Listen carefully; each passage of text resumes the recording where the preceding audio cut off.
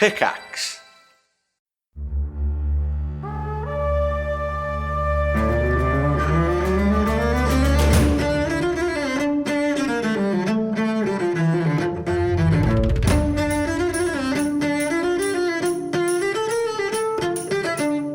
Thanks for dropping into the cast party. Join the cast and crew as they are lugged from their Hollywood film set into the crazy world of Dungeons & Dragons. And action!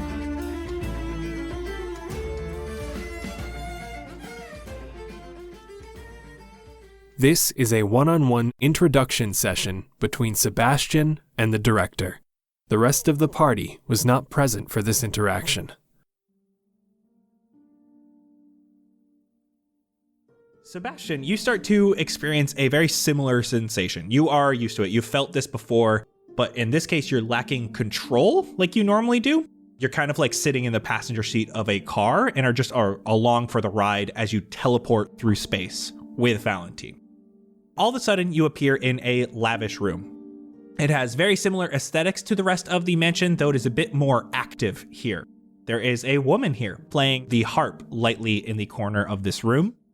The room itself seems to be a massive leisure space.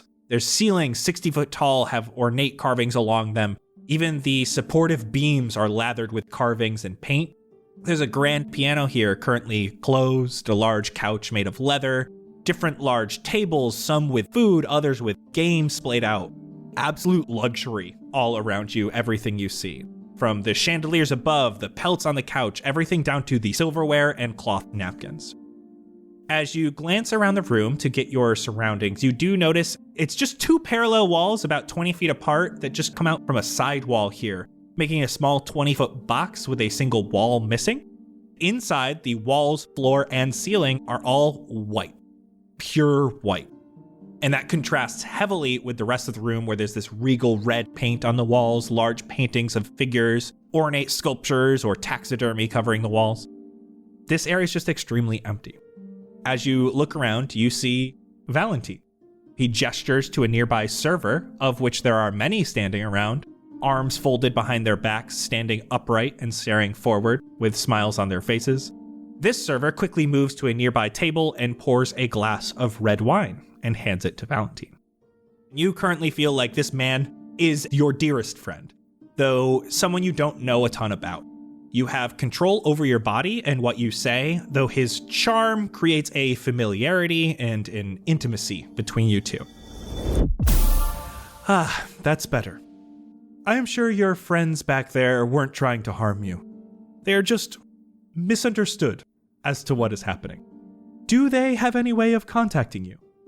Yeah, I don't think they were trying to hurt me. I think they're always looking out for me, at least for what's best. Yeah, we do have these cell phones, and I'm gonna pull out the sending stone and just hand it over. We still don't really know how they work. We just have them on us, and then we can talk in each other's heads. Well, I think this is best if I hold on to this. Sometimes when emotions flare up, people say things they don't mean. We just wouldn't want your feelings getting hurt while we wait for things to cool off. Let's just let them calm down a bit before we go meet up with them. I have much to speak with you about. Would you like anything to eat? Anything to drink? I am sure you haven't had a proper meal in some time. And just at that moment he asks you this question, you can see his eyes turn crimson red for just a moment as it almost looks like he's staring out into space. Comes back. Yeah, it's been a long time. We've basically just been living off of berries and donuts for like a week or so now. Anything you have, I will happily take. Anything you would desire. Anything? Yes. Do you have chicken tenders? What is this? Yeah, it's like chicken, but cut up into like little strips. Just think on it. And he gestures. And you see an elderly dragonborn man, green dragonborn. He's got traditional wizard robes on, long, cover most of his body down to his feet. And he walks slowly with head held high over to a table. He holds up his staff he's carrying and starts looking deeply into it. Allow him to get in your mind. You actually feel like someone probing through your mind. He's looking for chicken tenders. I think back to the time that my parents took me out to TGI Fridays after my second show they came to, and when I ordered the chicken strips basket. You can feel that other presence in your mind leave as the Dragonborn man holds his staff up a little higher, looks directly into the gem at the top. All of a sudden, there is chicken tenders on the table. Holy shit! No way! Have a seat. This is the best. You run over, you take a seat. You can see a server here pulls out the seat for you in front of the chicken tenders and just big smile, makes eye contact with you, Sebastian. They bring over napkins and do a little bow as they drop in front of you. Do you think I could invite my friends over sometime? I know they would probably like a meal. I mean, if you guys can do all this, I think they'd really appreciate it. We have anything you could ever desire right here in my home. If they, too, cool off, like we mentioned earlier, we might be able to arrange that. I'm more interested in talking to you, because I have been waiting a long time to meet you, Sebastian. You have been in my dreams for months. And it is odd for me to desire anything. I have everything here I could ever desire right here in my home. Not a thing is missing. It's wondrous. Would you agree? Being able to get anything you want in the snap of a finger? Yeah, I'd say that's a pretty cool life to live. But it's not just anything you want, it's anywhere you want. Whatever you could desire right now. I don't follow. I don't leave this building. Ever? Do you see any problems with that? I mean, I get a little antsy when I'm in the same spot for a while. I feel like you need to go outside and enjoy the fresh air, or go to the movies, or go see some friends or something. Would you like to see something? Sure. Please. And he gestures for you to stand up, and he goes over to that white box, that 20-foot-ish area. Stand here. I'll pop on up. You stand in front of the white box. Think of what you'd like to see. The green dragonborn man comes over again, and you already are feeling that other presence in your mind, probing for whatever you want to see. It would be one of the biggest shows that we played when we were starting out as a band as Black Tie Optional at the Chain Reaction in Anaheim, California. You're already hearing the sounds around you as you open your eyes and you see that in this box, what this man has created, an illusion of that time. It looks like it's from your perspective. As you look around, you can see the different people. And one of the things you notice about this vision is not only are they screaming and cheering for you as they did at that moment, these people are wearing makeup and masks like they were just outside in the ballroom. He puts his staff down. You're a man who feels, not just desires. It's not all material. No, I don't need a lot of stuff. My parents always sought after just more and more things to make their theater just bigger and better and more extravagant so they could hire all these huge classical acts and stuff. And I don't know, I never really needed much. I just needed me and some thoughts and my guitar. What do you see here? Luxury. I'll say. The best of the best. Wherever you look, something for everyone. Wars are fought for this type of luxury. How many people a day do you think dream of money to buy a tenth of what is in this room? And this is only a portion of the mansion. This is what everyone wants. They want to live as the elite few. I grew up with all of this in this very mansion, thinking I was the best of the best, that I had what everyone else dreamed of. I got used to it. I didn't dream of luxury. My family didn't dream of luxury, my father, his father. They dreamt of ways to help them keep it, so they could experience it forever. I too began life with this burden. But now, And he walks over to an ornately woven tapestry on the wall. It's a big owl with emeralds inlaid in its eyes. He just brings up his finger to touch the bottom of it as he ignites a flame, and he lights the tapestry. Now it means nothing. And he just sees that flame start going up the tapestry, completely burning it, destroying it. What you see around this room, it is all material. What really matters in life is what else is here. It is the abstract, it is adventure, it is thought. It is the emotions we feel day in and day out. It's how you feel on the inside. And here I have harnessed the most important of those emotions, the most important of the abstract. So, what role do I play in all of this? You want to feel it too, do you not? I suppose. He walks over to you, Sebastian, big smile upon his face, grinning, showing those shining white teeth, and he just touches your chest with his hand. And you start to feel a warmth arise within you. You can see a woman nearby clearing off the table, smiling at you. Another one here with a warm towel to wipe your hands with. The warmth you feel inside, the love. When you know others desire you, they are here because they love me. And they feel the same for you. And you can start to feel the warmth radiating from your heart through to your extremities, and it is just euphoric. It feels nice to be wanted and admired. That's part of the reason I even wanted to join a band anyway. Just being able to play on stage and having people want to see me. There for me. I never really got that. Just moments ago, you felt it. They loved your performance. You did wondrous. I'm sure they'd like to hear more. I'd love to play more. We can arrange it. You see, this place can cure anything. What are you scared of? Oh, I don't know. I know spiders, but I feel like being around Blueberry is kind of making that a little easier. It's like facing your fears head on, you know? I guess the only thing I can't really face is death. But I wouldn't even say I'm afraid of death.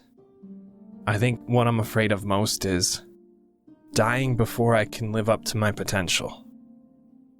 Now that is another question entirely. And one I have the answer for. How can you help with that? Sebastian, I want you to close your eyes. Focus on your breathing. Listen to your heartbeat. Think of the people watching you play, screaming, crying, tears of joy in their eyes. Because you saved them. Music is such a powerful thing. Just sit back and think for just a moment. Block everything else out. And he takes that time to do so, with all of his favorite songs just running through his head and almost giving him a numb feeling, and just really focusing on being present in his mind. Your mind's at ease, you're remembering these different songs, you're listening to the melodies, the intricacies, even though your brain is creating them right now. You're thinking of even your own performances, feeling that love and care. It just rejuvenates you. You're focusing on the inside, but you can hear small things happening around you.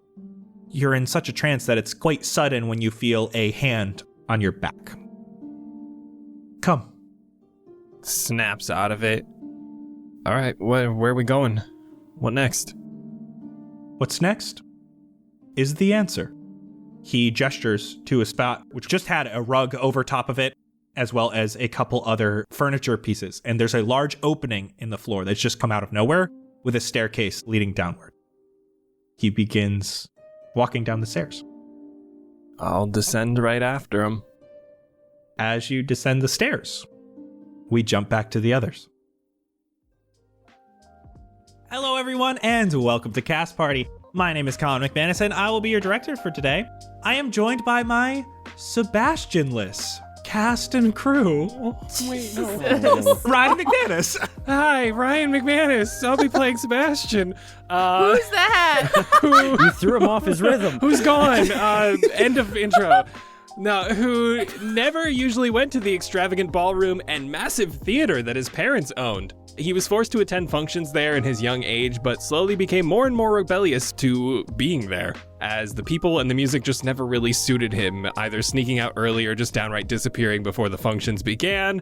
After the night of an enormous rock concert held in the theater, though, one his parents didn't let him attend, he snuck into the green room to see if they maybe left over any extra guitar picks or merch behind, and he found a CD, The Black Parade by My Chemical Romance. He snatched it and went back home to listen to what the band had left behind, and the rest is history.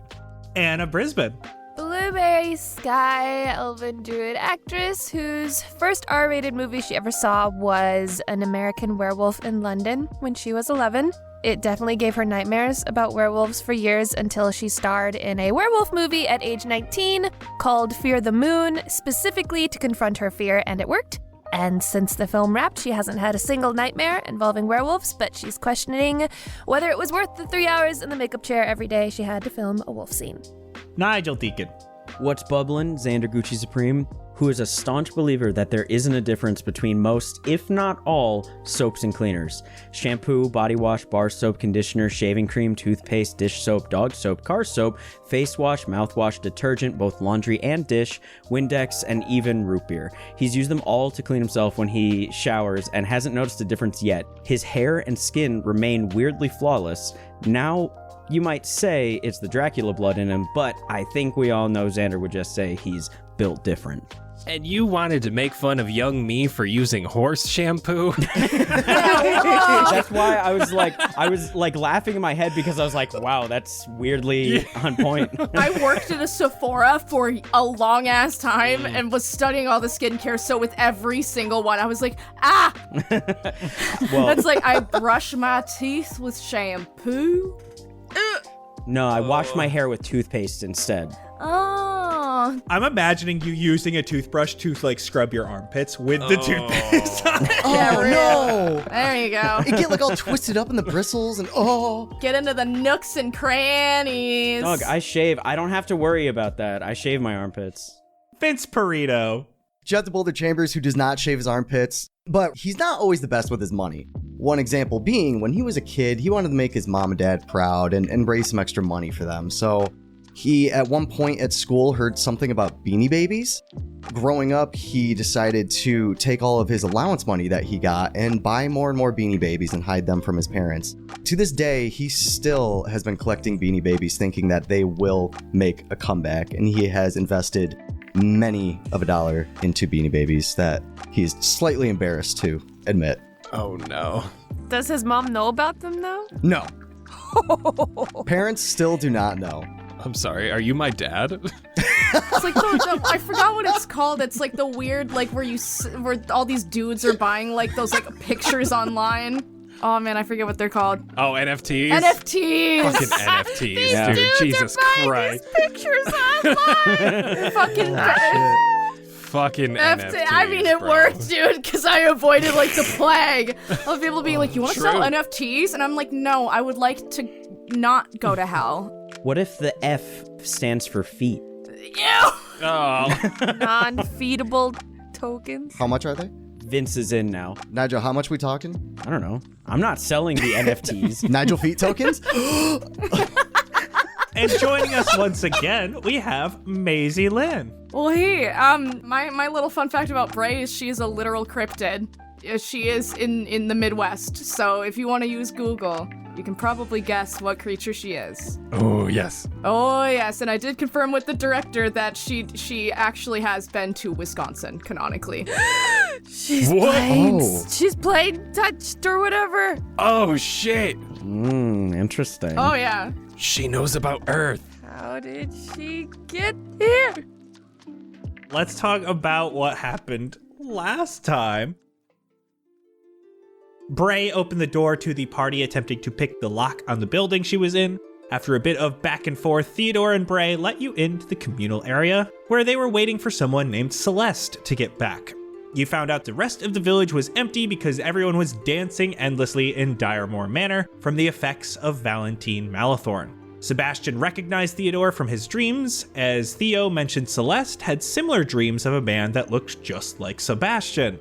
You headed to the library to find Celeste with her face open in a necromantic book, chanting words about dreams. 2 large demons emerged from a portal the book created and attacked. Using their whips and chains, they tried to drag you down into the portal with them. Just as the last demon was entering the portal to go back, Bray jumped through his waist in her werewolf form as the legs slowly continued down into the portal. The rest of the bodies turned to ash. You helped Celeste recover herself as she recognized Sebastian. You quickly found out that she was having different dreams than Sebastian, and that in her dreams, Sebastian was waking her.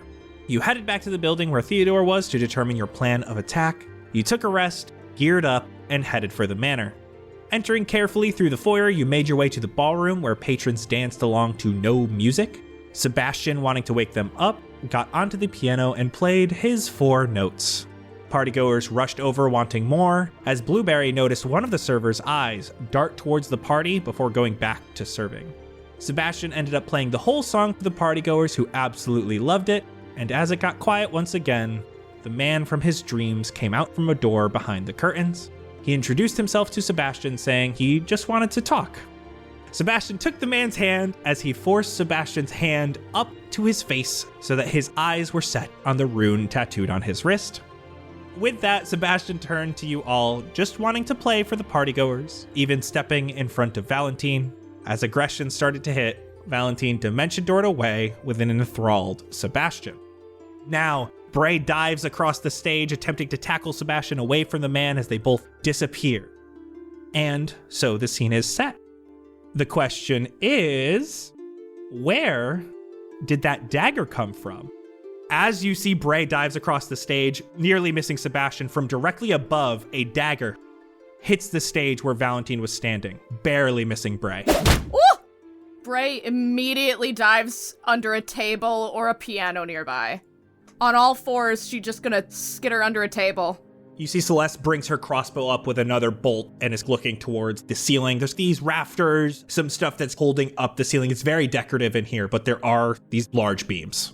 Where the fuck they go? What? Can Bray do an investigation check, try to sniff out if there's like another bestie in the ceiling? Give me perception. Did Jett see that come down from where he's standing? You guys were all staring right at Sebastian, like where he was. They disappeared, Bray jumped by, and a dagger comes straight down where Valentine was standing. That is only going to be an 11. You're smelling a lot of familiarity, but it's because there's people from the village here. What are the people doing? Are they like, what? Gasp. Nope, they're back to dancing. Okay, they're just back to dancing. I'm just gonna look up and around near where the knife might have come from and just, Q? Q? Did you throw that? And from the ceiling, you see a very small halfling in all black leathers with a little white shirt underneath drop down right on the stage shortly next to Bray. What? Bray, I'm very sorry. I didn't mean to throw that at you. My apologies. Quinry, good to see you. Glad you're okay. Oh, it's a pleasure to see all of you. I'm glad everyone is okay for the most part, aside from that one strapping young lad who got on stage. I mean, I'd say the same, but you just throw a knife at my face. I didn't mean to try to hit you, Bray. I tried to save, whoever your friend may be. This new boy. By throwing a knife at him? Not him specifically, the Valentine. Oh, that's fair. Okay. Just like you tried to tackle him. Well, yeah, but I mean, you could classify that as a hug. Do you know where they went? You're Quinry. Hi, Blueberry. Do you know where they went? Where they went? Probably not. I know the castle quite well, but if anything, they're still here. I know Valentine, if he disappeared, he's not leaving the castle, so he must be somewhere.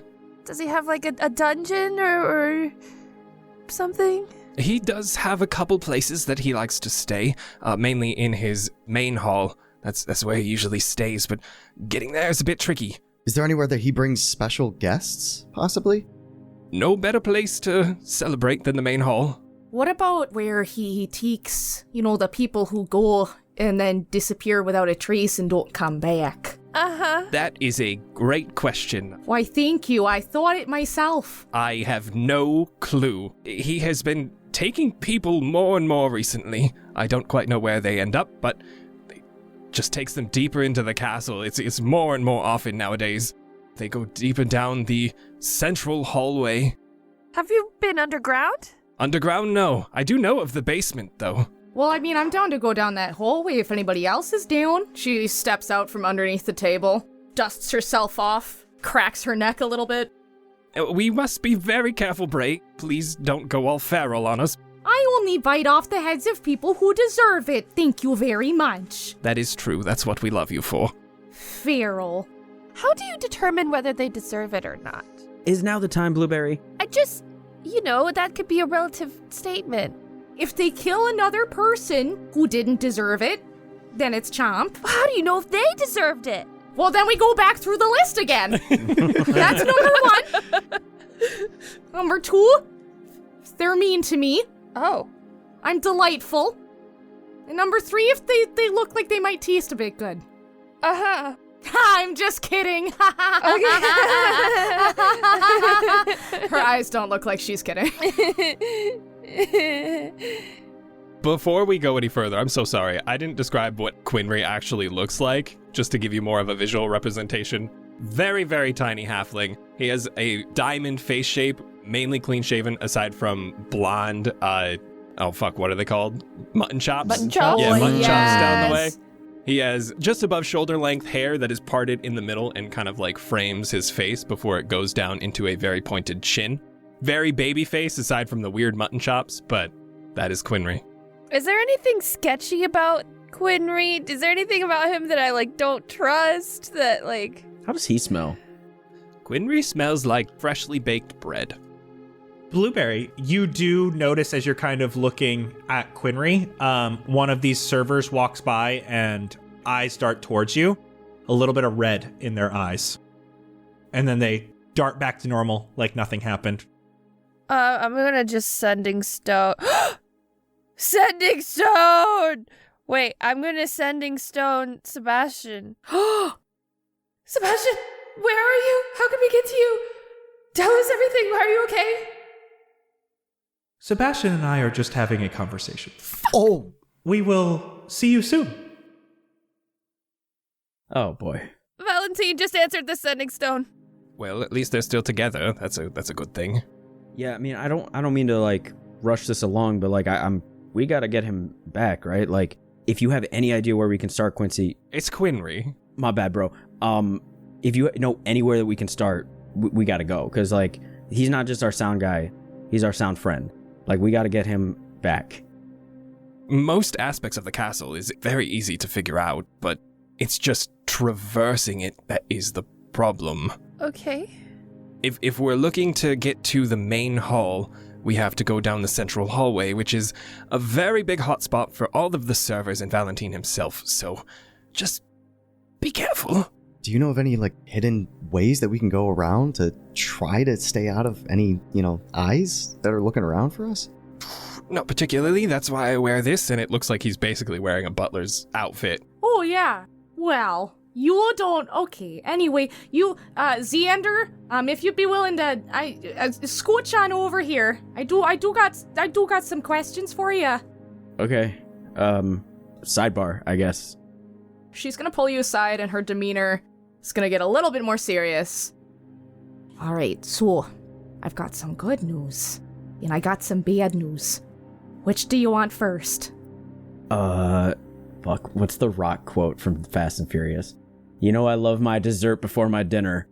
Yeah, let's do good news first. Well, surprise, the good news doesn't make sense without the bad news. So here's the bad news. Okay. You, my dear, you're like me. You're a lycanthrope.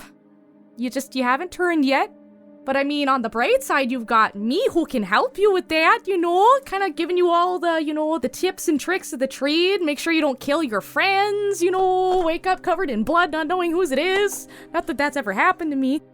Xander, while you're talking, is just he was looking down, listening, and his expression has just not changed, just staring at the floor, but he's not really reacting anymore. He was before, nodding, okay, and now he's just She's gonna go, But the good news is, it's gonna be really cool, Pumpkin.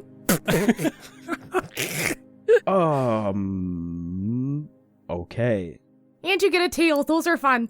Well, I wouldn't be the first in the group. Don't tell your friends. They might kill ya. Okay, all right. I don't need to give them a second reason this week. Oh, that's why I asked them about werewolves earlier. They didn't seem super excited at the idea. But that just means they're probably a little bit boring, bud. You're gonna be fine, Sweet Pea. Once you kill something with your mouth for the first time, you'll be swell. But yeah, don't tell anyone, avoid silver. It burns like a motherfucker. Bray, if you wanted to slip this into the conversation, all of Quinry's daggers are silver. So you almost got hit by a silver dagger. Ooh. So Quinry's daggers are silver. You might want to keep an eye out for that. And I could do my best to let you know. Maybe we can have like a fun secret little like wolfy signal we could do to each other. Okay. Like maybe I howl at you and it means, oh no, wolfy stuff. You know, and then you play it off. What about like a quiet coyote? Like, oh, that works too. That works too, just as long as you see it. I mean, I like the howls. I think it could be really subtle, you know. But okay, I'll do that. I'll do the thing. She accidentally throws up like the Spider-Man or like the Rock On sign. She has no freaking clue what that quiet coyote is. close enough. Xander he's gonna like kind of stand up straight, like look over at the crew and look back at Bray and put a hand on her shoulder and just be like, thank you for letting me know. We'll keep this on the DL, and thank you for looking out. We'll figure this out. It's not my secret to tell, Sweet Pea. It's safe with me, okay? I appreciate you. It's you know, when you come out of the woods, it's gonna be your time. Want to make sure that you're in a safe space to do it, honey. She's gonna pat you on the back, but she does it a bit too hard. Maybe almost knocks you over a little bit. All right, now go get him, bud. We can just see I was talking about your donuts or something. Yeah. She's gonna turn to the group and be like, oh, those donuts are so good. I love how they made dough out of nuts. As I approach the group, I'm like, I tried so hard to describe the process of making a donut right there, and it just did not stick.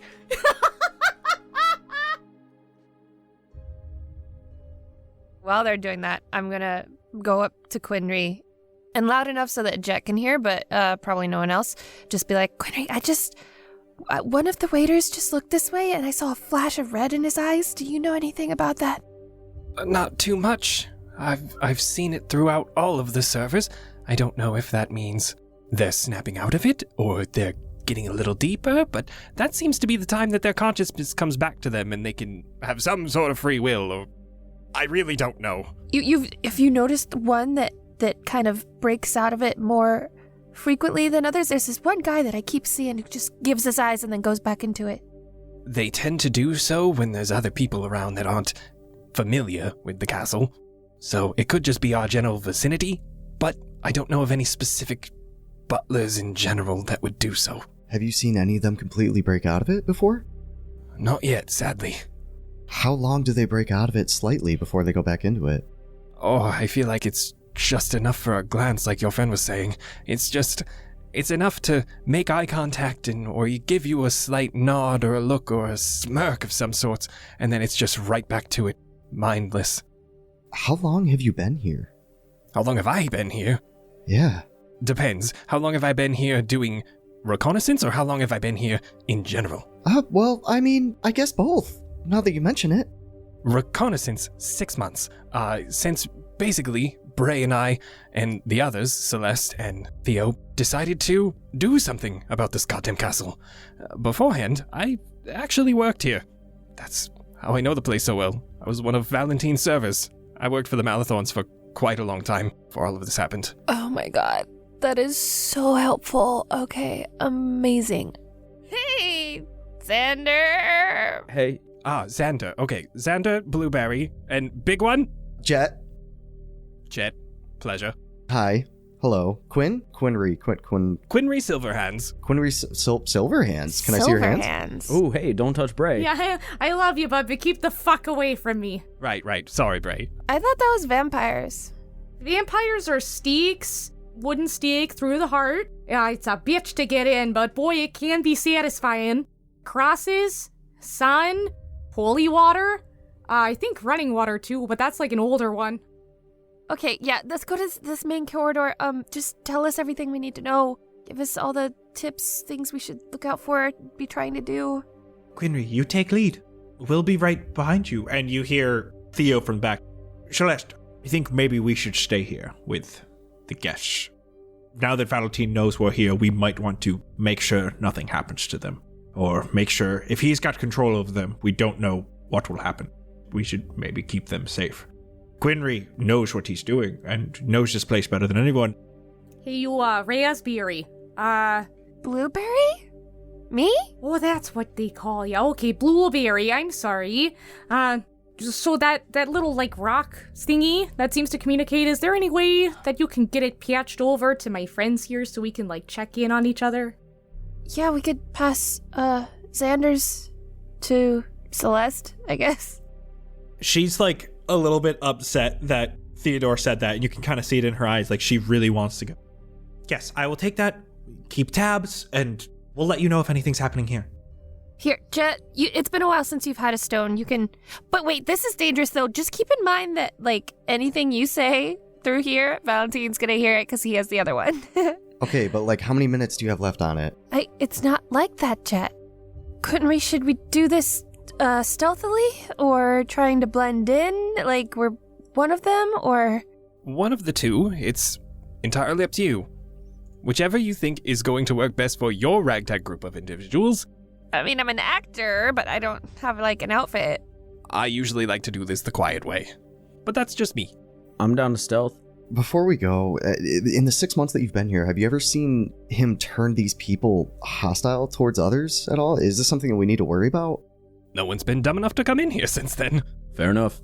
Is it an ability that he has? Is it something that we need to worry about in the future? Maybe we make plans for that ahead of time, if so. It's quite possible. All of these people worship the man. And if they worship him, if someone turns against him, God knows they might too. Stealth it is. Let's just keep a close eye on everybody, I guess. As you guys continue on, why don't you all give me stealth checks? Oh, wait, before that, I wanted to use the staff to cast Pass Without a Trace. Oh my god, thank you. Everybody add 10. Add 10? Damn. Well, then that is going to be a 26, my god. Yes. I got a 31. 15. 38. Oh! Okay. Boy, oh boy, we got a rogue. Wow. Dirty 30. Damn, Jett, you got a 15? Yeah. And you're 11 behind the next one. Oh my god. Damn, just leave Jett behind. He'll take up the rear. I get disadvantage, man. Come on. I was strongly considering polymorphing you just so you could be more stealthy. You should have, honestly. Heading deeper into the mansion, you open the door, you can see a hallway going forward and then turning to the left. There are a few doors here, one to the left, one to the right, and another straight at the end of the hallway. Quinry, you would know that left is like an old servant's closet. Right is an area where you used to live for a brief time. And then straight is the kitchen. Heading down the hallway straight and then to the left will get you to the library. The library is where we need to go if we're going to make our way to the main hall. Think we should head to the library. What do you think, Blueberry? Blueberry? Yeah, let's go. Quietly. You aren't hearing anything from any of the nearby rooms as you are very, very quiet yourselves. Every now and then just a floorboard creaks thanks to Jett and we just glare at him. Every time they look back at me, he just stops like deer in the headlights. Shush! Sorry. Please! And you only have to go a little bit. You bypass all of these rooms. As you're walking by, you're listening, you're not hearing anything. And then Quinry, you're going first. You see the large doorway to the library. Well, our best bet is in here, if we're trying to get to the main hall. Okay, great. Want to see our lovely Jett Chambers, aka Vince, throw on some incredibly short shorts and film a D&D themed workout series called Sweat with Jett alongside IRL Sebastian and Xander? We are less than 10 patrons away from officially seeing Sweat with Jett, and it is the perfect way to stay in shape from the comfort of your own home. Not really, we're not licensed physical trainers, we're just here to have some fun and make some goofy videos. But they'll still be decent workouts if you want to do them. So head on over to patreon.com/castparty to become an official part of our cast and crew. You'll get ad-free episodes, exclusive behind-the-scenes info and hangouts with the cast and crew, hilarious monthly one-shots, and so much more. While you're at it, join our community Discord, home of the greatest community this side of the TTRPG world. Over on our Discord, we host live listening parties with all of us for every single Cast Party episode, community-driven D&D games, live streams, hangouts, and game nights. Patreon.com/castparty. We hope to see you there. Thank you all so much for listening. Back to the episode. When you do open up into this library, you see that it is massive and not like you remember at all. You cannot see the ends of the walls. It looks like you are standing on the ground underneath a night sky, not just showing moon and stars, but galaxies, planets. It looks like you are in space. Large bookshelves, 40, 50 feet tall, surround the central area, and you can see they make a maze throughout the rest of this library. It seems endless. In the distance above, you can even see bookshelves just floating hundreds of feet up, bobbing up and down, pages turning themselves. And on the ground, you see you are in the entryway of the library, and a few different paths show themselves. None of them more distinct than another, but you do hear and even see slowly some of the bookcases move, changing the paths ahead of you. Quinry, you do know in general where the exit should be. It would just be a matter of finding a way there. So in this case, this is an ever-changing maze. So how this is going to work is as you explore, every time you are leaving an area, you can do a survival check to see if you can find your way out of the maze. One per the whole group. If you fail the survival check, you will take a path that leads to a different portion of the labyrinth. With each area you explore, you learn more about the maze, and the DC of the survival check goes down. Oh, fuck. Okay, don't split up, you guys. We are staying together. If I ever get a house, I need a room like this. This is cool as shit. I am of no help anymore. This was not like this the last time I was in here. What? I can assure you I have never seen stars in a library before. Can Bray pick up Quinry and just put him on her shoulder? Oh, this might be easier, Bray. Uppies, please. Just right on command. I think she's gonna do the thing where she picks you up and she chucks you a little bit, like she throws, like does the dad thing and catches you and then puts you on her shoulder. You're getting better at that. You didn't drop me this time. That was one time, Quinry. I will never forget it. And I was a wee bit drunk. I was drunk too. What do you expect? I expect us both to hold ourselves accountable for our field uppies. I couldn't walk. That's why I came to you. Oh, that's fair. Okay, now let's get the fuck out of this maze. Oh, please. So who feels the most confident here to lead the way? Like, if you had, like, a skill that was similar to, like, maybe survival or something, like, who thinks it's the best? I would have to see, on a scale of 1 to 10, I would have to see that I would be at around a +6. Since this is entirely new to me, and it has changed since the last time I've been here, I would say on a scale of 1 to 10, it is a big fat 0. I do not know my way around here. Anybody else willing to rank their imaginary numbers on a scale from -10 to +10? I mean, like a 5. Bray, why don't you go ahead and roll me survival then? 8. Would you please roll me a d6? Oh shit, okay, now I rolled well, I got a 6. We're going this way! Goes the wrong way. Choose a random direction. Again, it's hard because things are moving around. You walk along the large bookshelves. The other portions of the maze you see look like they have lots of different directions. This seems more like a snake-like tunnel. Left here, right here. You're just following one pathway till you come upon a left turn, and as you turn the corner, you see it is a dead end. It's just 3 big bookcases left, right, and center. And then behind you, a bookcase moves over and closes off this small box. So right now you're surrounded by bookcases on every side. I meant to do that. What now? Someone want to try pushing a bookcase? Maybe one we didn't come from? Bray's gonna just punch the bookcase with her arm. Which bookcase are you punching? The one to my right, she's gonna do like the Hulk punch at the end of the first Avengers movie that he does to Thor, but to the bookcase. It shakes a little bit, but this thing is huge. Like I said, 50 foot tall, definitely got some depth to it. A book or two falls off. Well, I've done all I can do. Does it look like any of the other bookcases look different, or any of the books look different? Give me investigation. 11. None of the books specifically look different. You just know that there are the bookcases that were already there, and then the one that moved behind you. Okay. Well, to save face, I'm just gonna go to the bookcase in front of us and just shake it in different ways to see if I can push it one way or the other. Doesn't move whatsoever. Well, it's not this one. I'm gonna try to just push the one that just closed. As you do so, Blueberry, that's a 15. Does that hit you? Oh. It just hits me, yeah. As you see Blueberry pushes against this bookcase to try to see it move, you see that teeth come out of the sides, and it completely engulfs her. And right at this moment, you can see that because it closes like a book, you could get past on either side, but Blueberry's currently inside this thing. Blueberry, you're taking 9 piercing damage, 12 acid damage. What? Oh my god. And 14 more piercing damage. Holy Oh my god. shit. Oh my god, are you good? And then you see it reopens and Blueberry's out, but you are back stuck in a closed box. Are you okay? What just happened to you? Yeah, I'm just backing up away from it to a different bookshelf away from the one that just swallowed me. He never quite did that before. I'm casting Cure Wounds on myself. First level. I know that you just went through some trauma, but I think you did find the answer for us to get out of here. When it closes, it opens up the side.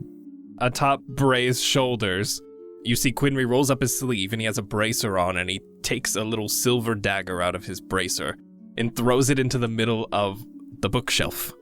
Trying to more so get it to chomp on the dagger, acting like a fly into a Venus flytrap. Exactly like a fly into a Venus flytrap, it goes. And for a few moments, there is leeway to run along either side. Oh, now's our chance. Go. Giddy up, Bray. Oh, now fuck you, bud. You get by this bookshelf. As you can see, it does open again, and you are out of this small area. As you pick another direction to go, who would like to give me a survival check? Blue, why don't you pick the next one? You did just get chomped. Okay. Great, yeah. 22. That fails. So we'll roll me a d6. What? 4. I'm casting Cure Wounds on myself again, first level. I'll also send some good vibes if you're still hurt. Yeah. Okay, I'll send you 2 good vibes. 8 health. Perfect. You open up into a circular area here. There is a single bookshelf in the center of this room, and it is beautifully color-coded. Each shelf, top to bottom, rainbow, red to orange, then orange to yellow, then yellow to green, and all these different beautiful hues all the way down. You can see that there is a single orange book that is missing. You can see that it is on the ground here, along with hundreds of these other black books just sitting on the ground. And as you all enter the circular area, you can see that there's no obvious exit. Can I mage hand that orange book? Listen, I'm gonna go out on a limb here and see that this looks like a fucking trap. That's why I'm not using this hand. I'm using that one. And you just see the other hand just wiggle above the book, and then it just, don't mind if I do, hand just picks up the orange book.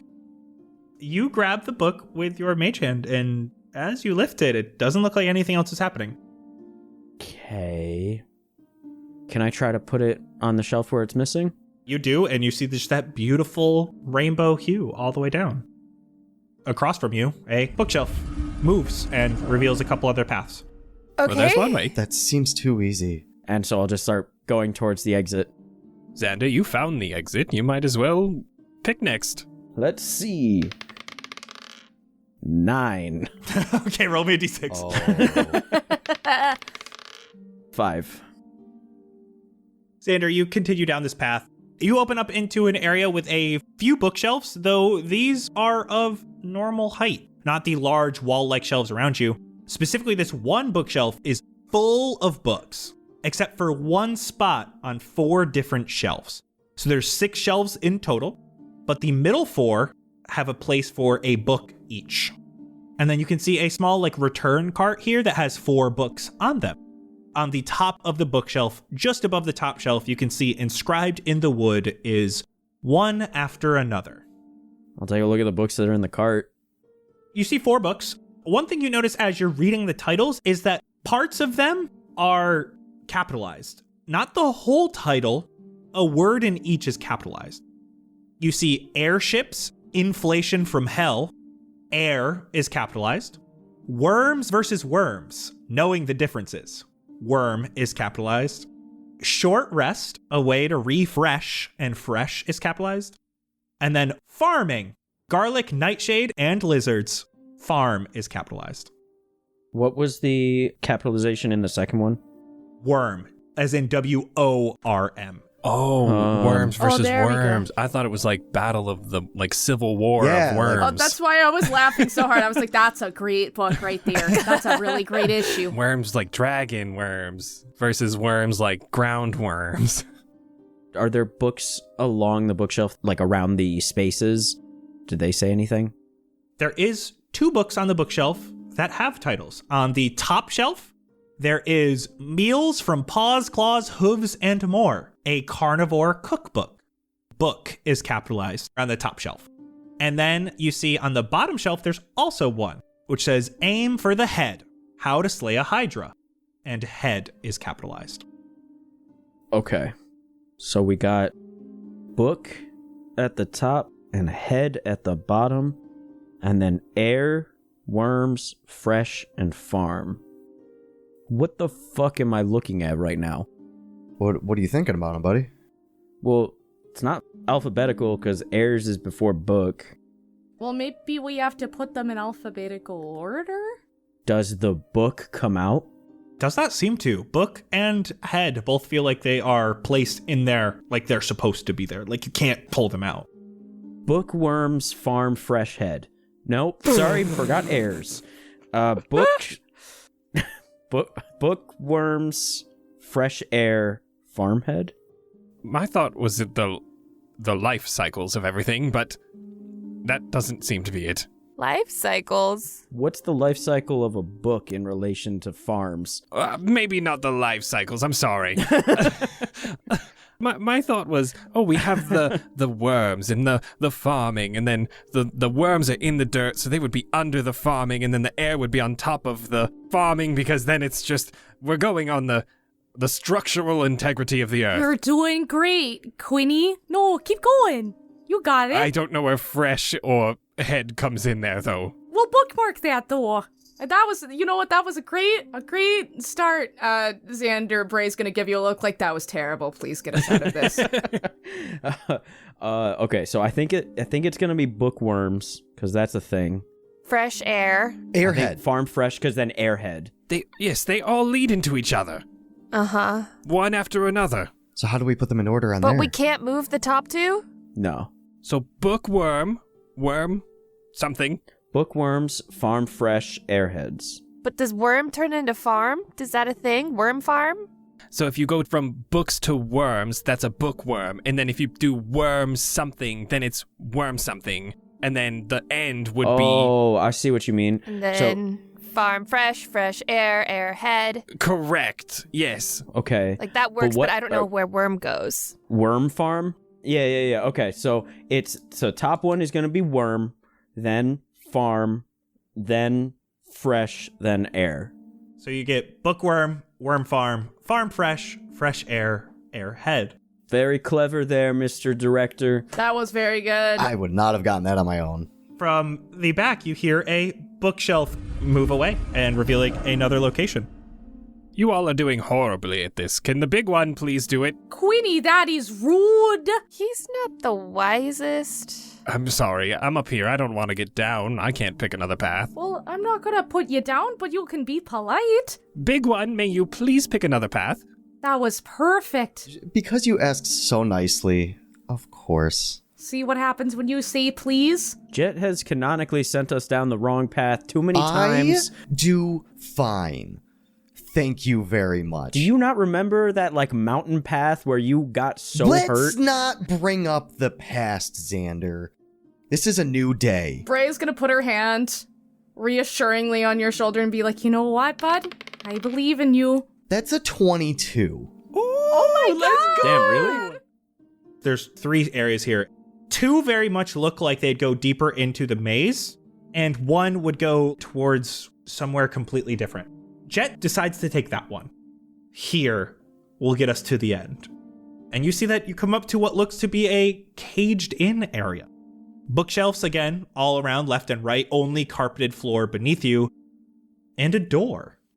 Quinry, this looks like the door you've been looking for that leads further into the manor. You found it! I knew I could count on you, big one. You did so well. That's exactly it. That's where we need to go. I look back at Xander and just give him a and look away quickly. Hey, if you can prove that wasn't dumb luck, I'll take it back. I don't know. You saw how everyone else did, so if this one found the door that we need to go to, I would say his survival skills are top tier. As you guys are chatting, you do see that there is someone in front of this door. An elderly green dragonborn man. Quinry and Bray, you would recognize this man as Umtar. He was a sorcerer from Hazelrest. He would help protect from weather events, attacks. He was like the village mage, though his eyes are looking directly forward.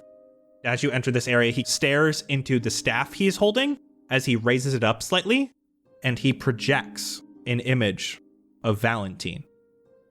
Getting here was a feat in itself, and I find it most impressive. A game of cat and mouse is always more exciting when the mouse has its wits about them. Though this isn't that game. A cat plays with its food before its mealtime. Though I am no cat, and you, no mouse. I am no animal. I am to be desired. I am to be wanted. How does it feel to want so badly? I don't often want, though I feel it in you. You all want different things for now. Though I can see that those desires are rightly placed. If you can make it past Umtar.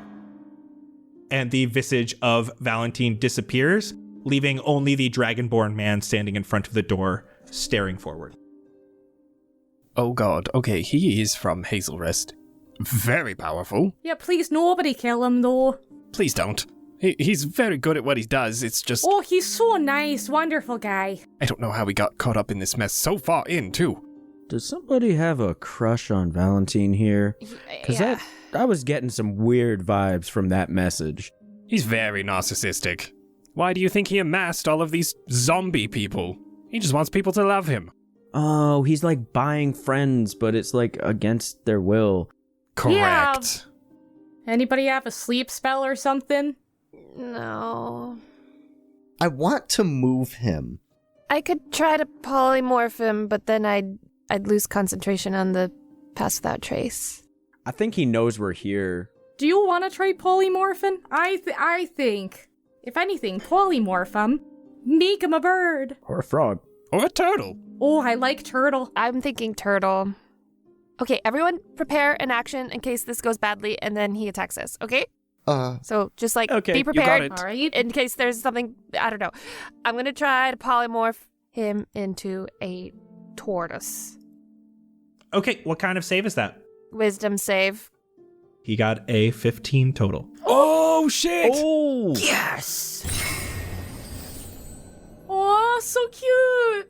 Jett, pick him up carefully and just like put him over there. Don't hurt him. I can't wait to tell him about this after we get him safe and sound back in Hazelrest. Oh, that's gonna be a hoot. He's gonna be so embarrassed. Oh, it's gonna be such a great drinking story. Oh, it's so good. Hey, take a shot every time you've been turned into a turtle. It's a tortoise. Oh, fuck you, bud. I'm going to use Thorn Whip, my Thorn Whip mage hand situation to try to open the door behind him. You do. You see a long hallway. You can see that there's 2 doors on the right as you go down, and then a large door at the end of the hallway. Quinry, you know to the right were the lesser Malathorn's rooms, not head of household. First was Gideon, a younger Malathorn who died at the age of 12. And then the next door was Valentine's old room. When you worked here, Valentine was not the only Malathorn. His father, Armand, was the head of household. And then all the way at the end, is the door to the main hall. Okay, so depending on what you're looking to do, if we're looking to go straight to your friend, it's going to be end of the hall. If you would like to meander and search some rooms, these are the old Malathorn quarters. No. Okay. We gotta get back to Sebastian. Let's get Sebastian. I think we should just aim for just getting Sebastian back. Unless you think there might be some information on what Valentine's weakness is, we might want to just keep going. End of the hall. Let's get to your friend. You head towards that final door at the end of the hall. Who's going first? Who's opening? Oh, fine. Bray's gonna step forward nervously, very carefully go to touch the door and kind of flinches a little bit when she touches it. Ah, fuck this guy. And she's gonna slowly open the door. You do open up into a large and very lavish room. And as you're here, you start to hear a harp. In the corner of this room, there is a woman playing a harp. Bray immediately covers her ears. There's large ceilings, couches, tables, and servers. Many of these servers are just standing with their hands behind their backs against walls or pillars like they are ready to be called at any moment. And everything here is extremely luxurious, other than you can see a small area where walls were put up. It's about a 20-foot cube with a single wall missing. Inside, the walls and floor and ceiling are completely white, which is very different than the rest of the room. You notice a nearby wall has scorch marks along it. It looks like a tapestry used to be here but was engulfed in flame. Blueberry specifically, you quickly notice that underneath it you can see 2 large emeralds on the ground. Among the beautiful tapestries, paintings, there's sculptures all around. You see one specific artifact on the wall just above a large fireplace. It is the outline of a purple circle with the blackest inside you have ever seen. Looking into a void. It doesn't even really look like there's anything there. If I see Bray cover her ears, I also do it. Now that we're in the main hall, someone mentioned a basement. If you're looking to find that, this is where the entrance is. I don't know where, and I don't know how to get in. My father told me it is hidden. When I was in here cleaning, they informed me to never fucking clean that thing. So, I don't know if that is malicious in any sort of way, but please, keep your wits about you whenever you are near it, because I have no idea what it is there for, what it does, or what may happen if you do so. What? We should touch that thing? What's gonna happen if we do? Why? Xander makes an X with his hands. Okay, don't touch the thing. Xander, touch it. Yep. Okay. Not with your actual hand. No, stop. Your and ghosty hand. Xander walks right up and No, Xander! touches the thing Xander! with his finger. You idiot. It's this purple circle outline with the black circle on the inside. And like I said, it almost looks like your hand could go right through it, but it doesn't. It does have a space to touch here, and you do, and it is cold, like metal, though feels to move under your fingertips slightly. And as you push slightly, you hear a mechanism, and it starts to move the floorboards beneath you. As it moves along the floor, you see a staircase heading downward into a basement. I'll be darned. Okay. I figured it out, guys. Well then. That was it. Blueberry, high passive perception. You, like I said, you see those emeralds that are on the ground underneath that scorched spot. And then you also see in the corner, it looks like a cart to bring over to like help clean guests' tables. And you can see a plate here that has a chicken strip on it. Battered and fried chicken strip. Like nothing you've ever seen in Fendrea. What? I want to walk over to it and just smell it. Smells like a earth chicken strip. Oh, guys. We could eat a not donut for once. Oh my god. This is fried chicken. Can I pick up the emeralds with my mage hand? These are pretty large emeralds. They're worth 500 gold each. Sick. I'm gonna pick up the chicken. I'm gonna take a nibble. Can I mage hand the chicken strip? Jett, you are able to get a nibble out before a mage hand comes and tries to grab it from you. Oh, damn it, Xander! I haven't had that in months! Yeah, I think that Bray and Quinry are just gonna exchange looks of like, what the fuck? What is a chicken strip? Xander, give it back now! I don't know. Aren't chickens supposed to be whole? I eat it right from the mage hand. Xander! Bray's watching you so curiously, like, what? Okay, so what happens next? All right, Bray, try it. I'm going to toss the chicken strip to her. She's gonna hesitate and she's gonna sniff it, and then she's gonna do like the little tongue stick out thing and take a little nibble of it. Very, very salty, very buttery. She's gonna go, you enjoy. It's a little overcooked for my taste. Yeah, I don't know why it's got dirt or whatever this weird crumbly stuff is, but you know what? You enjoy. The donut was a win. This was a miss for me. Interesting. That's good to know. All right. Andrea doesn't like fried foods. First time I've ever taken a note in the entire show as Xander. Glancing down the stairs. It's pretty dark, and at the bottom there is a doorway. Nod my head down it. You guys ready? Do you want to lead the way, or you want... Maybe one of you so I don't drop polymorph? We did know that there is some necromantic situations going on down there, so just be careful. That's really all I know about the basement. And as you descend the stairs, for today, that's a wrap. What? Oh, damn. So fast!